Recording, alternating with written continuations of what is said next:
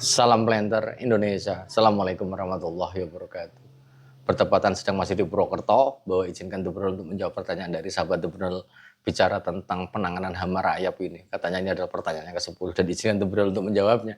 Bicara tentang pengendalian rayap, maka rayap adalah salah satu hama yang bisa menyebabkan tanaman kelapa sawit sampai taraf-taraf mematikan.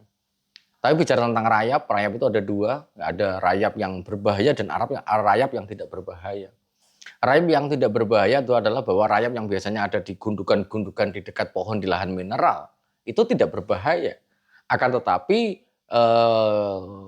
rayap yang berbahaya itu adalah rayap yang merambat membentuk kayak lorong-lorong seperti semut sampai naik ke atas pucuknya dan bisa menyebabkan kematiannya. Nah, di dalam pengendalian rayap ini kita tidak bisa hanya menyemprotkan insektisida yang dibikin larutan insektisida, tok itu nggak bisa. Tapi kita juga harus merusak rumah rayapnya, karena rayap yang yang tidak dirusak rumahnya bisa menyebabkan kondisinya hanya yang terkena saja, harus dirusak dulu baru disemprotkan. Lah, di dalam pengendalian rayap itu sendiri, maka dulu kita mungkin mengenal yang namanya Lentrek, yang pada hari ini sudah tidak beredar di pasaran.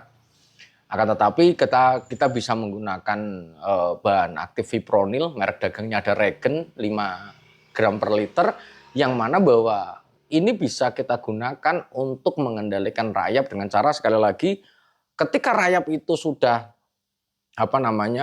rayap dikorek-korek itu, digaret-garet, dirusak, kemudian kita semprotkan. Lah, ketika disemprotkan ini, kita biasanya menggunakan 2 cc per liter air biasanya. Jadi kita misalnya menggunakan 10 cc per 5 liter air per pokoknya. Sekali lagi, dosis yang direkomendasikan atau yang bisa digunakan adalah setelah dibongkar-bongkar, kita bisa menggunakan 10 cc atau 10 mili per 5 liter air. Disemprotkan menyeluruh dari yang mulai ada lorong-lorong rayap yang sudah kita bongkar sampai ke pucuknya yang mungkin masih kena di atasnya. Karena bahwa di dalam taraf pengendalian rayap ini sangat cepat sekali, terutama di lahan-lahan gambut yang dibuka secara manual, di mana masih ada tunggul-tunggul yang mengalami dekomposisi ataupun pembusukan, rayap akan sangat suka sekali ini. Dan ini harus kita tidak hanya membongkar yang ada di pohon saja, tapi di tunggul-tunggul yang mungkin berpotensi untuk mendatangkan rayap, harus kita bongkar juga. Kalau tidak ya akan merambat. Karena bahwa di dalam kalau ngomongin di perusahaan, rata-rata bahwa pengendalian rayap sensusnya adalah 1 bulan sekali. Karena bahwa tanpa kita melakukan pengamatan terhadap rayap di lapangan, bisa jadi 1 bulan udah pada mati ini pucuknya. Lah ini. Jadi taraf di dalam pengendalian rayap juga tarafnya masing-masing, ada taraf ringan yang hanya ada lorongnya saja. Kemudian sedang sampai berat yang nanti mungkin sampai pucuknya mati, dan kalau sudah taraf mati biasanya malah justru rayapnya nggak ada tapi pucuknya sudah mati. Kalau itu udah wassalamualaikum tuh, nggak bisa lagi kita perbaiki.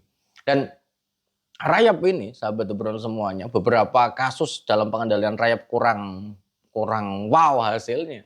Sekali lagi, bisa jadi yang pertama, bahwa pengendalian rayap itu adalah bahwa kita fokus dari pokok per pokok. Harus